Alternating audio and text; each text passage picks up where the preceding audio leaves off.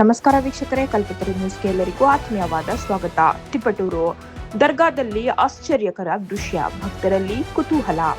ತಿಪಟೂರು ನಗರದ police line ಸಮೀಪದ ದರ್ಗಾದಲ್ಲಿ ಭಾನುವಾರ ಕಂಡುಬಂದ ಅಪರೂಪದ ದೃಶ್ಯ ಭಕ್ತರಲ್ಲಿ ಕುತೂಹಲಕ್ಕೆ ಕಾರಣವಾಗಿದೆ.